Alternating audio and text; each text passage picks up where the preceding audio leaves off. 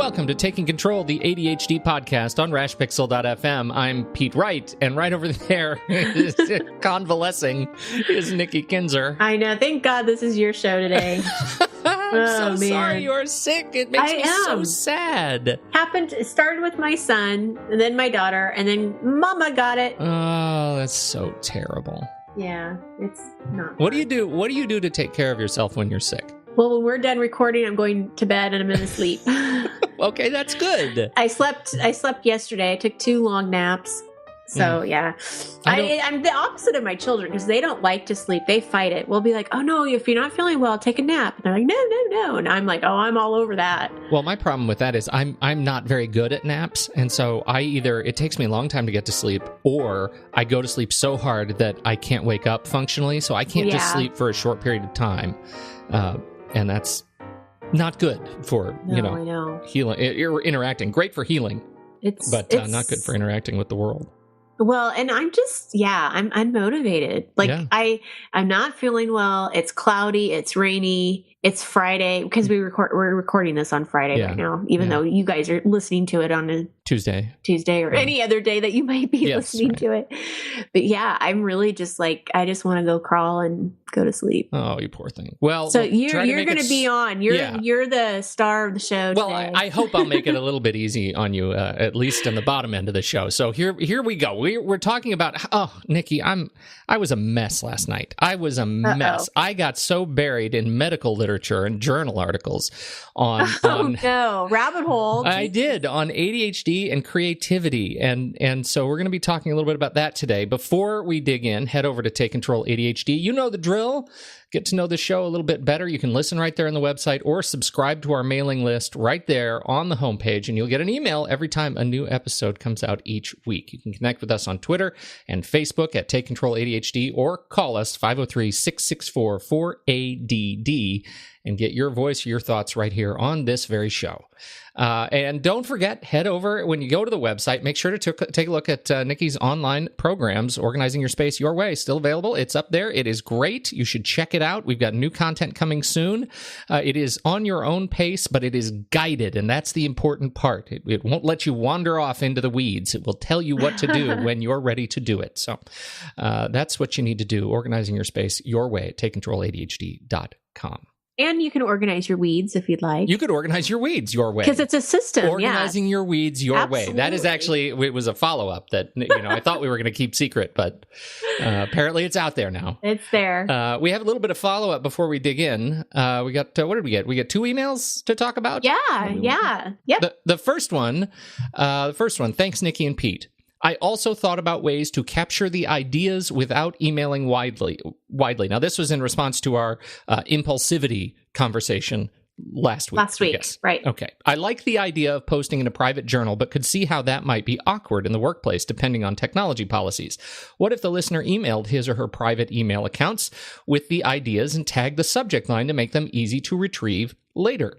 Also, another idea is if the listener doesn't already have Spellcheck enabled on email, if that was enabled before the email goes out, like can be done in Outlook, maybe that could also be a mental reminder to review the email for appropriateness before it goes out. Oh, I like 2 things about that. Well, how did that one hit you? I really like it because the Spellcheck is the little red lines, right? So it's almost like a red flag. Yeah, right. Is what she's saying. It's right. It's a visual of, hey, stop. Mm-hmm. Yeah, and I think that one, I'm not entirely sure how that works anymore because it's just always in the background. But it used to be when you would in Outlook, I think she's talking about, and I don't use Outlook day to day, so somebody's going to have to check me on this. But I think when you hit send, it's like Shift F7 or F7 something to send an email in Outlook, it would trigger Spellcheck to run and a window would pop up if you have any misspellings. And so it would check your spelling before you send it. Now, it's, for me, it's always checking spelling. There's no trigger that pops up. And if I choose not to fix the underlined red lines, it just sends. So I'm not entirely sure how universal that trick is, but I like it a lot. Mm-hmm. It's just very dependent on what email clients you use. The other thing is, I really like the idea of just setting up an email to quickly email your thoughts and reminders to your private account. That's just an easy way to optimize for idea acquisition, with the little tagline in the subject to let you search for it later. That's a great idea. Mm-hmm. The other, was this a separate email or is this the same person writing? No, this is a separate email. Separate email to me. Pete, can you help me? I need to, hallelujah. Oh, boy. Come in the tent. I need to find an app or website that allows me to use a calendar and a to-do list in one place. For example, I can see my schedule along with those things I need to do, but there's also a section for future goals and or projects. Currently, I'm using a book and paper along with a to-do list app, but I'm sure you know of some better solutions. Thanks, Anne. Anne, have you ever come to the right place?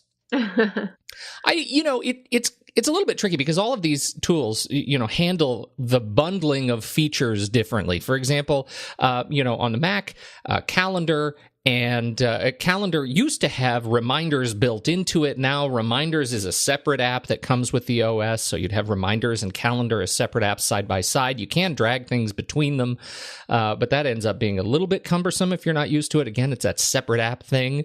Fantastical 2 is an app that I use for my calendar. It also builds in syncing to Reminders to the to-do list service, so you can have those open in the same place. But really, the big dog in this particular fight is, we've already mentioned it, Microsoft Outlook. Believe it or not, Microsoft Outlook is the tool. It's kind of the go-to standard for answering this question. It builds in your email, your contacts, your calendars, and your to-dos, and all of these functions. They all interoperate quite seamlessly. If you haven't explored it, particularly for Android and iOS, you definitely should. It works with Google email accounts, iCloud email accounts, obviously Outlook.com email accounts, and if you aren't using Outlook in business, it was, at least for a very long time, the gold standard for business applications, and everybody got it when you get into work in the morning. You open Outlook; it's just where everything's are. It's optimized for businesses. Google Apps has nibbled into that market. I still think Outlook is a big one. But if you're using it at work and you haven't considered using it for your personal life, you might want to give it a shot. I don't use it personally, but I did use it on iOS, on my iPad and iPhone for a long time. Because the email client on mobile in Microsoft Outlook is awesome. It is awesome, just for emailing. Now, for me, I use a lot of external services, third-party services that I like to tie into my email. So I use an app called AirMail app on iOS, which allows me to do really quick, flick motions to send my emails to other services like Evernote and To-Do apps. So I don't use it personally anymore, but I really like it, and it does answer your question, and it ties into your calendar and your to-do list. So check those out. Microsoft Outlook. There you go. There you go. Links in the show notes to all the different versions. Pete helped her. Yay. There you go. Okay, so let me tell you why I'm a hot mess today. Oh, dear. I was reading this thing. Facebook. Stupid Facebook. Yes. So I get on Facebook and I'm just clicking around and because we truck in the ADHD circles, me less than you, but it pops up. Facebook thinks that I'm going to like everything related to ADHD. Like I need to be reminded that I live with ADHD every day, right? Mm-hmm. And yet, so it's reminding me. And so I get one of these memes that comes up about creativity and ADHD that says it names a couple of people in the universe that have had ADHD and happen to be wildly creative people, very famous painters or technologists or whatever. Oh, he had ADHD. Therefore, so the meme says, people with ADHD must be more creative than normos, right? And so it makes this really false argument that it just doesn't sit right with me, that says if you have ADHD, you are sitting on a geyser of untapped creative potential. I had to just tell you something that's so funny, ironic that you actually brought this up, because I had someone tell me, we were talking about, I don't even remember what we were talking about. Must have been work or related or something, but she actually told me she didn't feel very creative. Yeah. And she has ADHD. Yeah. So I don't know. Well, so I started looking through. So I went over to Google Scholar. And if you haven't waded into the waters of Google Scholar, they're deep waters. This is where all the medical journals, Google ingests all the medical journals that are current of the day. So you can search for topics like this, and you can start reading through topics like this based on keyword searches. And if you're pretty good at your Boolean search terms, you can really dive in as an academic and get a lot of great information. So there I am looking on creativity and ADHD in adults.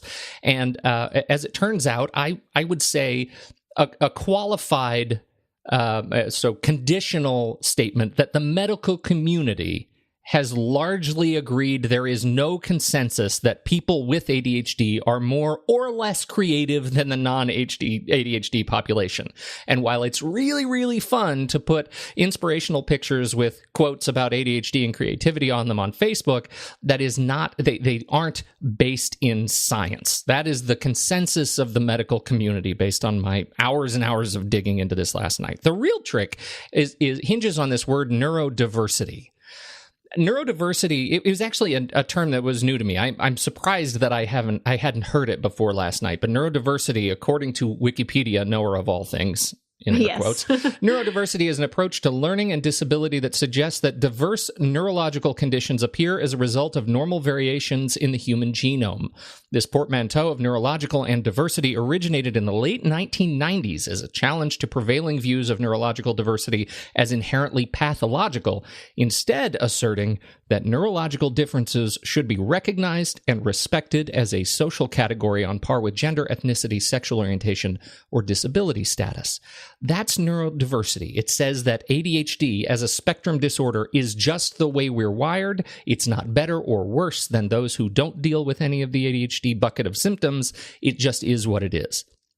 Now, I said last week that I'm continually surprised each week we do this show at how ADHD manifests in us as people who live with it in such wildly different ways, right? In one person, you end up with severe hyperactivity, can't sit still. In the next person, you have severe lethargy to the point of theta bursts, which cause them to mimic narcolepsy. They just fall asleep. That's ADHD. In one person, you have hyperfocus. In another, you have chronic inattention. In one person, you have impulsivity. In another, you have chronic inactivity. These are all ADHD, and it blows me away that from one day to the next, one person to the next, we're all dealing with the same bucket of symptoms. Thus is the spectrum disorder. It's crazy. So this combination of symptoms, it's as unique as we are as individuals. So even though the medical community says no, that ADHD and creativity it's not a direct connection, there is a lot of great work going on in how to use creativity to help adjust to the symptoms of ADHD, right? So just because you're not naturally more creative, you can do things that typically fall into the category of the arts, the category of creativity, and see how that impacts your ADHD. For some, it's incredibly relaxing. For some, it's incredibly stimulating. And just like the spectrum of effects that ADHD has on you throughout the day, the spectrum of your personal, individual, unique, shiny snowflake response to these activities may be just as impactful to you. So that's what I want to talk about. Because it's a digital episode, I want to talk about my very favorite apps that I turn to when I want to create, even though I'm generally pretty crappy at it. What do you think about that? That sounds good. That's my pitch for today. Here we go. Are you ready? I'm ready. I'm starting with paint and color. Paint That's fun. And color. Yes, it is. You know what? So this is the bottom of the barrel, paint and color. One of the most surprising discoveries I had this year is this advent of adult coloring books. Have you heard of this thing? Well, this is big. This adult coloring book got really big. Like all of a sudden they're everywhere. They're everywhere. And I'm telling you, don't dismiss the adult coloring books. It's weird. It is a weird experience when you realize that you have just on a gag, right? Somebody says, "Oh, are you trying an adult coloring book?" And then you pick it up and you start and you're like, gosh, 15 minutes later, I just really had a good time coloring this stupid flower. Like, it's fascinating. So I have two apps to recommend for adult coloring books. And I shouldn't say adult. Anybody can color, right? It's not like they're adult, like it's pornographic coloring book. Exactly. That would be insane. I'm sure that exists too, but that's not what I'm talking about. For iOS specifically. Thank God. It's whole different show.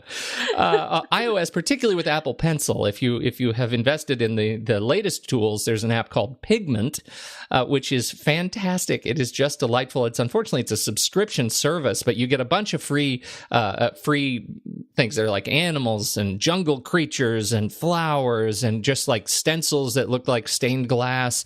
And the tool is really great. You select your color, you mix your color, you can color in, you zoom in and color very, very fine spots. It's just delightful. And when I'm feeling really stressed out and I just know I need to slow down, I can open up one of these coloring books and and just really give myself a 15-minute brain break. Mm-hmm. For Android, Colorfy looks like the analog to Pigment on Android, and again, it looks almost identical to Pigment. So if you are familiar with either or both, you are familiar with the other. Next is this idea behind sketch diagramming and watercolor. Two apps to recommend here. The first is Paper by 53. That's the name of the company, 53. This is an iOS, iPad, and iPhone only app, and it lets you do more than just coloring, right? So it's not there's nothing to color.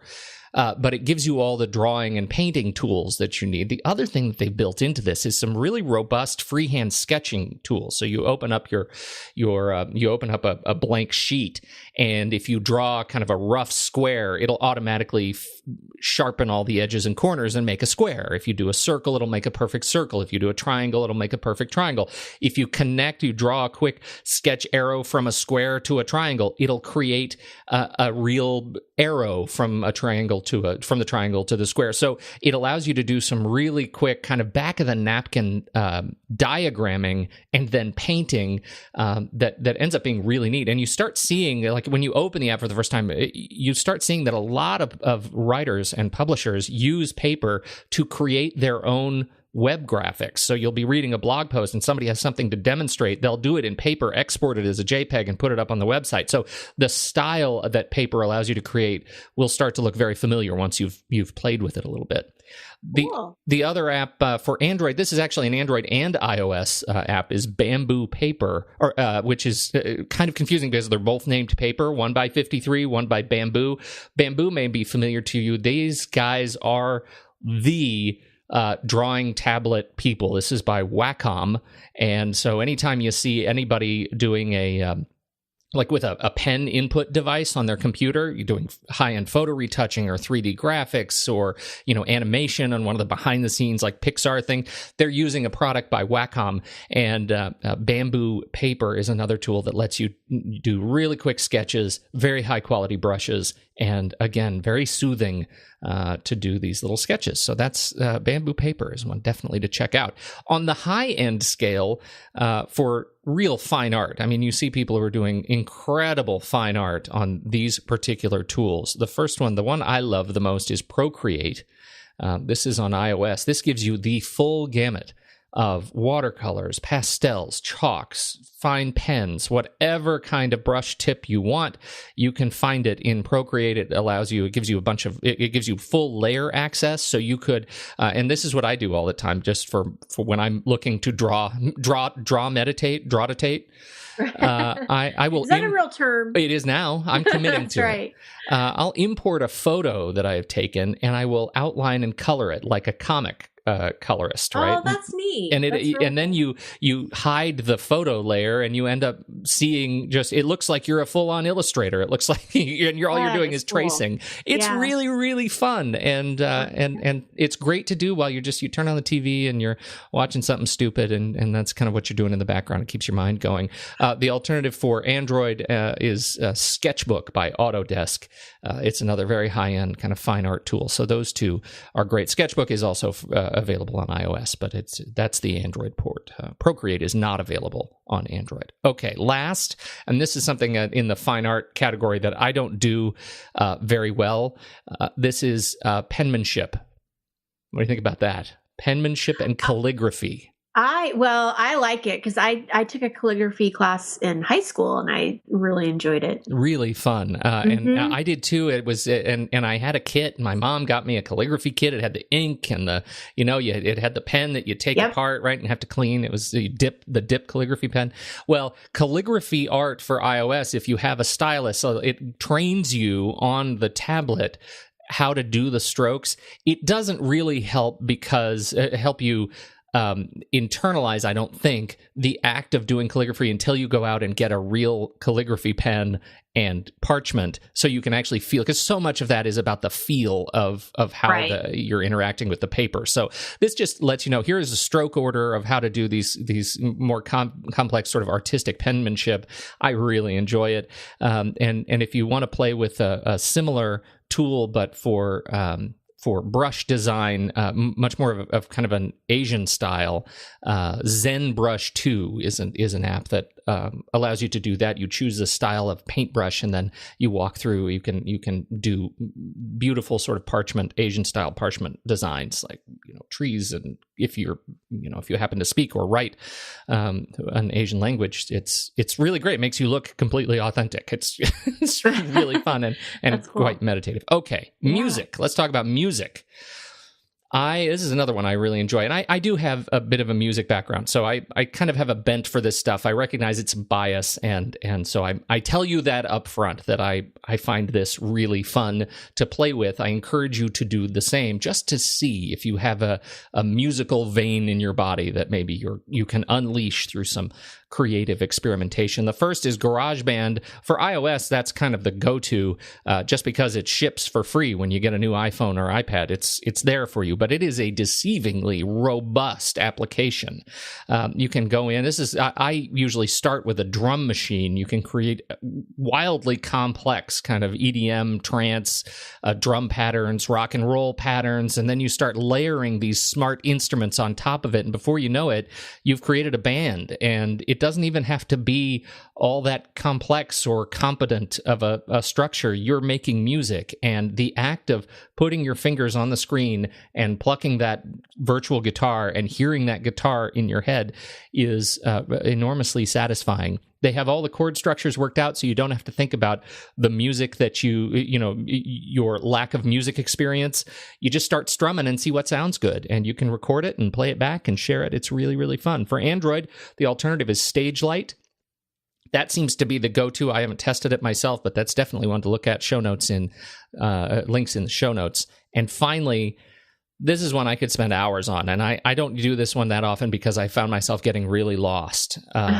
So you ever been to a club with a great DJ? Are you a club scene person yourself, Nikki? You do a lot of clubbing? A long time. Do I do a lot of clubbing? Well, oh, Pete. Okay. So recognizing our age. Yes. I don't do a lot of clubbing either, but last time I did, either. the best DJs always had these tricked out turntables, right? They have two turntables and boxes. The ones I see in the movies. Yes, right. That's true. Those are the ones, the movies. Well, and so this is a app available for iOS or Android from Algorithm called DJ 2, and it gives you on screen your two turntables, and you can select from your music library and mix your own DJ mix, and that includes the house beats you can put underneath it. It'll normalize the rhythms, the beats of the song, so that they pair nicely with one another. You can switch back and forth between your. It's fun for teenagers too, yeah. I would think, and people that are really into music. I can totally see my son getting into that. Yes. Yeah. What I really like about this is that it doesn't take very long to get in there and get into the groove of it, like to understand the very basics of how this works. But if you put in more time, you can run the club if you want. Like, it has some very sophisticated tools that these DJs have started to adopt. And I know that's Algorithm's, that's their intention, is to make this a tool that is used in clubs so you can completely digitize your DJ workflow, and it's all right in there. All your music is right in there. So it's a great app, and it's worth checking out, iOS and Android. Okay, last, and then I'm going to shut up. No, you have two more. Well, I'd say the whole section here is photography. photography, videography. Now, if you have a cell phone, you got a camera, largely. Right. Although I did see a guy was in the AT&T store the other day, and I saw a guy with a phone without a camera. Very old flip phone. And he was really reluctant to give it up, but it wasn't actually making calls anymore, and he was very frustrated that he could power it on, but it wouldn't make calls. And the poor AT&T guy's like, man, your phone's dead. You got to give it up. But it was one of those cold, dead hand moments. I felt bad for the guy. Anyhow, you get a new phone, you got a new camera. And just taking pictures is one thing. If you enjoy taking pictures, take pictures, play with the pictures. But I want to call out specifically 2 features of the latest cameras that you need to play with because they're fantastic. One is slow motion, and the other is time lapse. Now, I'm currently shooting on an iPhone 7 Plus, which this is so it. I think they introduced the slow motion like two maybe 3 generations ago, and so you can set your camera to record very, very slowly. So either 120 or 240 frames per second, that when played back at normal speed makes things really, really slow. And I found myself the other day, I was really fritzed out. I was frustrated. I had a client that was frustrating me, and I needed to chill out. I went in to pour myself an iced coffee. And so I poured the coffee, and I got it all dressed out. I put the ice in it, and then I needed to put the cream in it, the half and half. So I poured the half and half, and it was so gorgeous watching it like go down there, the waves of the cream mixing through the ice and the coffee, that I the next time I did it, I brought my camera out, I set it to the super slow motion, and I just leaned it up against a coffee mug, and I hit record and poured that cream in, and it has become like the most trance-like experience. It lasts like 3 minutes. This experience of just pouring cream into iced coffee, but I could watch it all day long on a loop. It is so meditative. So I think exploring what life looks like around you in slow motion can be really fun. So definitely do that. The other is time lapse, and that, of course, is going the other way. When you take the world around you and speed it up so you can see what things look like when time is compressed. I did this. We have a coffee maker with a glass carafe, so you can watch the water go down. And of course, when you're just brewing coffee over 15 minutes, it goes down super slowly. I actually set up the time lapse watching my coffee maker brew coffee. It's fascinating. The way the water comes down, then it stops for a little bit. Apparently, there's something blooming in there, and then it goes down a little bit more, and then blooms some more. I loved that. So I've been taking time lapse of the sky over my head, of the way the flowers turn over the course of a sunny afternoon. These are all things that are just right around you. So kind of leverage that. Take a break. Go outside. Set up your camera. You have it already in your pocket, and see what you can do with those tools. My husband did it with the sunset at the beach. And so he did the little time lapse thing so we could see the sunset. It was really cool. It is really cool. I strongly recommend it. There are 2 apps that I use. Occasionally, mostly I just use the built-in apps in the camera, but there aren't that many settings. So there are a lot of apps that let you do this. The easiest go-to one comes from is Hyperlapse, and that comes from Instagram, which of course comes from Facebook now, and that's available for iOS. Hyperlapse is a great tool, not just for doing these kind of time lapse, but also for just giving you really, really smooth video. It has some interesting kind of motion stabilization built in. So you can watch something at very fast motion, or you can watch it at normal speed, and it's just super smooth. So that's very cool. The other is LapseIt on Android, which seems to be the go-to third-party, very full-featured app for doing time-lapse photography. Google has also come up with some fantastic tools in their own photo applications. So if you're either iOS or Android user, you should check out Motion Photos and see how that works for you as well from Google. Last, I promise, you could just go out and buy paper and pens and paintbrushes. And adult coloring books and sketchbooks and all those. You really could just go to your local art supply store and do all this stuff. But it's a digital episode, so these are my favorite tools, and I hope some of them help you to chill out with art therapy. Yeah. And what did you call it? You had a new word. Neurodiversity. No, well, but the meditative, you said. Drawditative? Drawditative. If you're drawditating. Yeah. Yeah. We just make stuff up here. We just make stuff up left and right. You just have to commit. It'll stick. I love it. I think it's great. Good. Well, I hope that helps, folks. There you go. Thank you, everybody, for putting up with me yet again as Nikki sits mostly silently and nurses her ailing self. That's right. This fine week. This has been a fun digital episode. Super fun reading all that research. So I hope I was able to distill at least some of these concepts down.